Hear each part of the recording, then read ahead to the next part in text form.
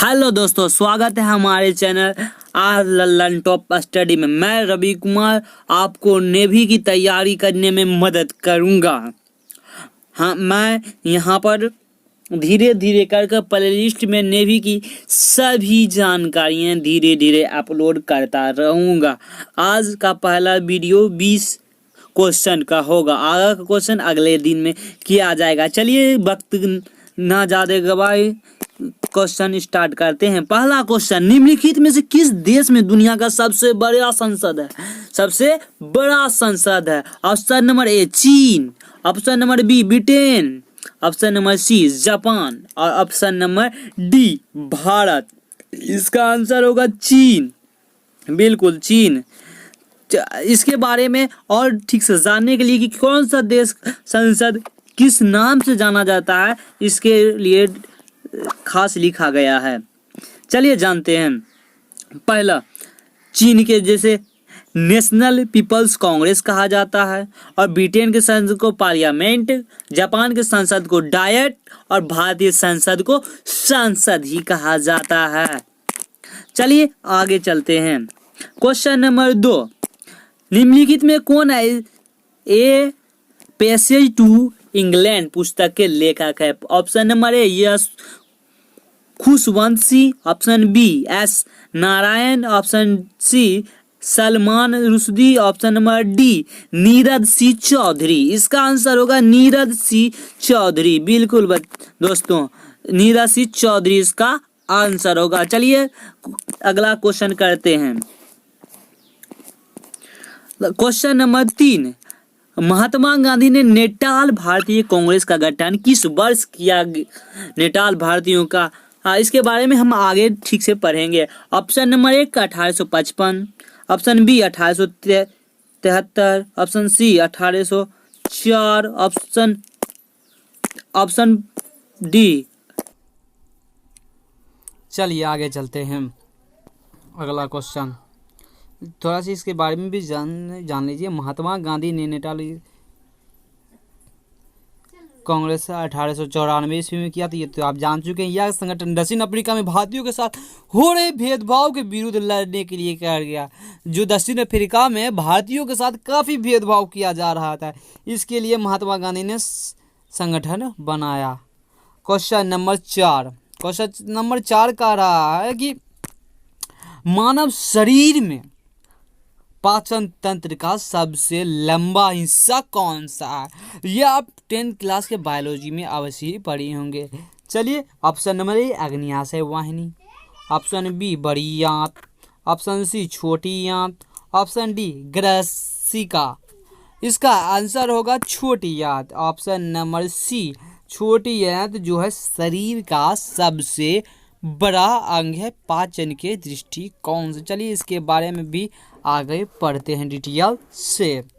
देखिए क्या कहा गया है, मानव शरीर में पाचन तंत्र का सबसे लंबा हिस्सा छोटी आंत है, ये तो जान चुके हैं। इसकी लंबाई 6.5 से 7.5 मीटर है। मनुष्य में भोजन का अधिकांश कहाँ पाचन होता है? तो छोटी आंत में ही संपन्न होती है। चलिए अगला क्वेश्चन की ओर चलते हैं। अगला क्वेश्चन कह रहा है फेसबुक के संस्थापक। हाँ, फेसबुक के संस्थापक, आप तो फेसबुक चलाते ही होंगे, यानी ऑप्शन नंबर 1 लैरी पेज थे, Jimmy Wales, Brian Acton, Mark Zuckerberg. हाँ, इसका answer Mark Zuckerberg, option number D है। चलिए इसके बारे में भी थोड़ा डिटेल से जानते हैं। फेसबुक का जो स्थापना हुआ 2004 में हुआ। कब हुआ? 2004 में फेसबुक की स्थापना हुई। आप जरूर कमेंट में बताएं कि आप लोग कब से आप फेसबुक चला रहे हैं। चलिए छठा क्वेश्चन में चलते हैं। छठा क्वेश्चन कह रहा है 1897 ईस्वी में इलेक्ट्रॉन के खोजकर्ता कौन थे? आप ये भी 10th क्लास में पढ़ चुके होंगे। चलिए इसके बारे में भी बता देते हैं। Option A J Thomson, option B T A Edison, option C Nikola Tesla, option D Isaac Newton. इसका आंसर होगा J Thomson. Option number A J Thomson होगा। जे थॉमसन ने इलेक्ट्रॉन का खोज किया। किसकी खोज की? इलेक्ट्रॉन की खोज जे थॉमसन ने की। और प्रोटॉन के खोज किसने की? रदरफोर्ड। प्रोटॉन की खोज किसने की? रदरफोर्ड। और न्यूट्रॉन की चैडविक। भाई साहब ने जो इलेक्ट्रॉन हमारा वह ऋण आवेश होता है। कब होता है? क्या होता है? ऋण आवेश। चलिए अगला क्वेश्चन में चलते हैं। Question number 7। क्वेश्चन नंबर 7 कह रहा है कि 1799 में महाराजा सवाई प्रताप सिंह ने किस भारतीय स्मारक का निर्माण कराया था? Option number A Mysore palace. Option number B Leh palace. Option number C Mattancherry palace. Option number D Hawa Mahal. हाँ, हवा महल यहाँ पर हमारा सही उत्तर होगा। हवा महल किसने बनवाया? महाराजा सवाई प्रताप सिंह ने। बिल्कुल। अगला क्वेश्चन की ओर चलते हैं। क्वेश्चन नंबर 8 देख लीजिए। उससे पहले कि हवा महल कहाँ पर है? हवा महल हमारा जयपुर में। हाँ, गुलाबों का शहर कहाँ? जयपुर। जयपुर कहाँ है? राजस्थान में। जो हवा महल बनाया उसके वास्तुकार लालचंद उस्ताद थे। कौन थे? लालचंद उस्ताद जी। चलिए अगला क्वेश्चन की ओर चलते हैं। Question number 8। क्वेश्चन नंबर 8 कर रहा है अरक्ता यानी एनीमिया निम्नलिखित में से किसकी मात्रा कम हो जाने के कारण होती है? Option number A haemoglobin, B collagen, option number C हाइग्रोग्लोबिन और ऑप्शन नंबर डी मायोसिन। इसका आंसर आप जानते ही होंगे क्योंकि आप ये 10th क्लास में पूरे ही मज़ेदार से खून में कौन सा पाया जाता है? हीमोग्लोबिन यानी खून की कमी से अरक्ता पाया जाता है। एनीमिया होता है खून में क्या होता है? हीमोग्लोबिन। उसी की कमी से एनीमिया रोग उत्पन्न होता है। अगला क्वेश्चन और इसके बारे में थोड़ा इससे पहले जानकारी। अरक्ता हीमोग्लोबिन के कारण होता है, ये तो समझ ही गए होंगे। अगला क्वेश्चन नंबर 9। क्वेश्चन नंबर 9 हमारा कह रहा है कौन सा विटामिन हमारे शरीर में सबसे अधिक तीव्रता से बनता है? कौन सा विटामिन जो है हमारे शरीर में सबसे अधिक मात्रा में बनता है, तीव्रता से बनता है? यानी option vitamin A, vitamin B, vitamin C, vitamin D. हमारा आंसर होगा विटामिन डी। विटामिन डी है जो है हमारे शरीर में सबसे तेज गति से बनने वाला विटामिन है। इसके बारे में और डिटेल से पढ़ते हैं। देखिए विटामिन डी हमारे शरीर में सबसे अधिक तीव्रता से बनने वाला विटामिन है। और जानिए हमारे शरीर में विटामिन डी का संश्लेषण कैसे होता है? सूर्य के प्रकाश में उपस्थित, सूर्य के प्रकाश में जो क्या है पराबैंगनिक किरण द्वारा त्वचा में कोलेस्ट्रॉल द्वारा होता है। त्वचा में एक कोलेस्ट्रॉल होता है, उसी के द्वारा पराबैंगनिक किरणों को सोकर विटामिन डी लिया जाता है। विटामिन डी की कमी से बच्चों में रिकेट्स तथा वयस्कों में ऑस्टियोमलेशिया होता है। ऑस्टियोमलेशिया। विटामिन डी का रासायनिक नाम कैल्सीफेरॉन है। ये एग्जाम पॉइंट ऑफ व्यू से काफ़ी इम्पोर्टेंट है। विटामिन डी का पूछा जाएगा रासायनिक नाम कैल्सीफेरॉन। अगला क्वेश्चन की ओर चलते हैं। अगला क्वेश्चन नंबर 10 का रहा है भारतीय संविधान की कौन सी अनुसूची नगर पालिका से संबंधित है? किससे? नगर पालिका से संबंधित है। ऑप्शन नंबर ए 12वीं, ऑप्शन बी 10वीं, ऑप्शन सी 11वीं, ऑप्शन डी 9वीं। इसका आंसर होगा ऑप्शन नंबर 12वीं। इसके बारे में डिटेल से पढ़ते हैं। चलिए क्या कहा गया है? भारतीय संविधान की 12वीं अनुसूचित नगर पालिका से संबंधित है। यह 74वां संविधान संशोधन, जब 74वां संविधान संशोधन 1993 में हुआ उसमें जोड़ा गया और यह संशोधन संविधान के भाग 9 के कॉम में जाके जोड़ा गया। अगला क्वेश्चन की ओर चलते हैं। ऋग्वैदिक काल में आर्यानी किसकी देवी है? आर्यानी जो थी सीता माँ जब वन में रहा करती थी तो वो आर्यानी कहा गई। आर्यानी कहाँ कहा गई? वन में रहने के कारण। इसका आंसर होगा one, option number D, one में। वनों की रानी कही गई, वनों की रानी। वैदिक काल में आर्यानी क्या कहा गई? वन की देवी, बिल्कुल। क्वेश्चन नंबर 12, राष्ट्रीय वनस्पति अनुसंधान संस्थान कहाँ है? राष्ट्रीय वनस्पति अनुसंधान संस्था कहाँ है? तो option number 1 Kochi, option B Guwahati, option C Dehradun, option number D Lucknow. हमारा आंसर यहाँ पर लखनऊ होगा। लखनऊ में क्या है? राष्ट्रीय वनस्पति अनुसंधान केंद्र यही संस्था है। अगला क्वेश्चन की ओर चलते हैं। अगला क्वेश्चन कर रहा है नारियल का कौन सा भाग खाने योग्य होता है? कौन सा भाग खाने के योग्य होता है? ऑप्शन नंबर 1 भ्रूणपुष्प, ऑप्शन बी मध्य फल भित्ति, ऑप्शन नंबर सी अंतःफल भित्ति, ऑप्शन नंबर डी फल भित्ति। इसका आंसर होगा ए, ऑप्शन ए भ्रूणपोष। भ्रूणपोष जो है नारियल का खाने वाला योग्य पार्ट होता है। चलिए इसके बारे में भी थोड़ा सा डिटेल से जानते हैं। जो हमारा नारियल खाने का योग्य इसका बीज तथा भ्रूणपोष होता है। इपोडर्मिस, नारियल का जो छिलका होता है, ऊपर वाला जो रेशे होते हैं स्क्लेरो काइमा उत्तक का बना होता है। कौन सा? स्क्लेरो काइमा उत्तक का बना होता है।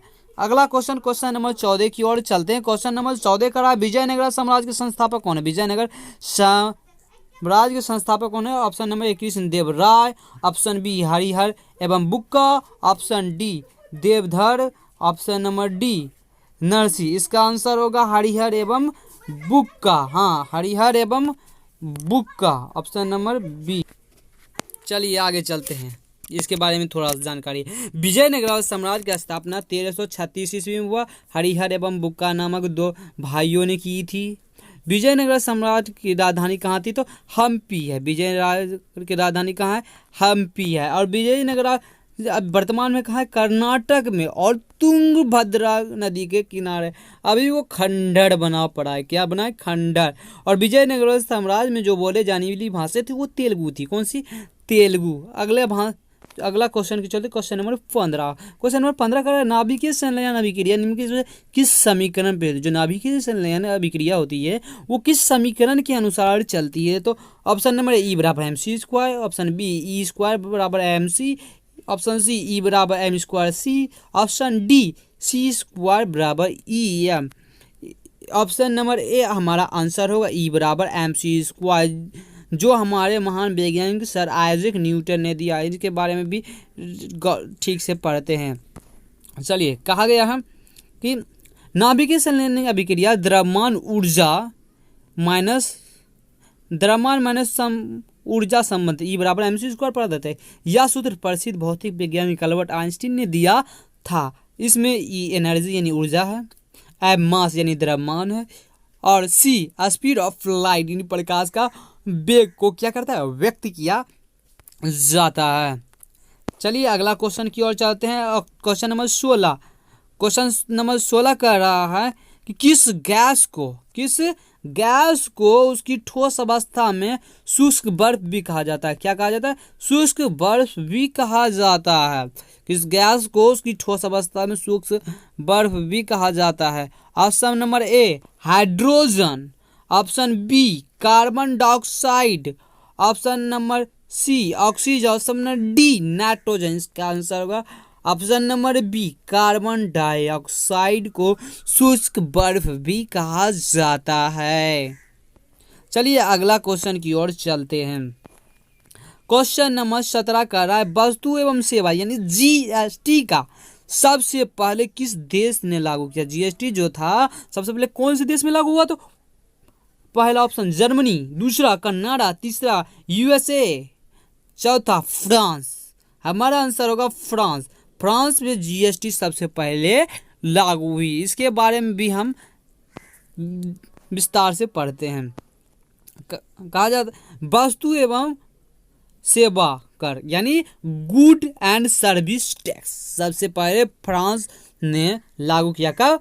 1954 में। भारत में ये कब लागू हुआ? भारत में 1 जुलाई 2017 को लागू किया मोदी जी ने। अगला क्वेश्चन की ओर चलते हैं। सिस्टोमिक और डायसिस्टोमिक, सिस्टोमिक और डायसिस्टोमिक शब्द किसके संदर्भ में किया गया है? सिस्टोमिक और डायसिस्टोमिक। ऑप्शन नंबर हमारा ए, रक्त धमनियों को पता करने के लिए, रक्तचाप को मापने के लिए, आंखों की दृष्टि में समस्याओं का पता लगाने के लिए। ऑप्शन डी, प्लेटलेट्स की गिनती के लिए। हमारा आंसर होगा बी, ऑप्शन बी, रक्तचाप को मापने के लिए सिस्टोमिक और डायसिस्टोमिक्स का प्रयोग किया जाता है। चलिए इसके बारे में भी थोड़ा सा जानते हैं। सिस्टोमिक और डायसिस्टोमिक दोनों का रक्तचाप मापने की गणना करने के संदर्भ में किया गया है। सिस्टोमिक जो है की है उच्च चापता को, उच्च रक्तचाप को व्यक्त करता है, जबकि डायस्टोलिक निम्न रक्तचाप को प्रदर्शित करता है। एक स्वस्थ मनुष्य के शरीर में उसका रक्तचाप 120/80 mmHg होता है। यह एग्जाम पॉइंट ऑफ व्यू से काफ़ी इम्पोर्टेंट है। यह एग्जाम में, हर एग्जाम में दिया ही जाता है लगभग। अगर रक्तचाप को मापने के यंत्र को क्या स्फिग्मोमैनोमीटर, या आप 10th क्लास में जरूर पढ़े होंगे कि स्फिग्मोमैनोमीटर से रक्तचाप को मापा जाता है। यह भी एग्जाम पॉइंट ऑफ व्यू से काफ़ी इम्पोर्टेंट रखता है। अगला क्वेश्चन हो गया हमारा, गोल गुंबज कहाँ है? हमारा गोल गुंबज कहाँ है? Option number A, Hyderabad. Option number B, Bijapur. Option number C, Patna. Option number D, Bengaluru. Gol Gumbaz जो हमारा है वह बीजापुर में उपस्थित है। गोल गुंबज कहाँ है? बीजापुर में उपस्थित है। अगला क्वेश्चन नंबर 20 और इस अभी टाइम का लास्ट, और इस थोड़ा सा इसके बारे में और भी जान ले। गोल गुंबज बीजापुर में सुल्तान मोहम्मद अली शाह, कौन? सुल्तान मोहम्मद अली शाह का मकबरा है। और यह बीजापुर कहाँ पर है? कर्नाटक में है। बिल्कुल, बीजापुर कहाँ पर है? कर्नाटक में। लास्ट क्वेश्चन आज का, पदार्थ, लास्ट क्वेश्चन आज का, question number B. Question number B, पदार्थ की मात्रा का ऐसा मात्रक, पदार्थ की मात्रा का ऐसा ही मात्रक। आप कक्षा 9th में ये जरूर पढ़े होंगे। चलिए, option A joule, option B candela, option C mole, option D कोई नहीं। चलिए इसका आंसर बता देते हैं। Option number D, mole. पदार्थ की मात्रा का ऐसा मात्रक मोल होता है। कैसा यह वीडियो लगा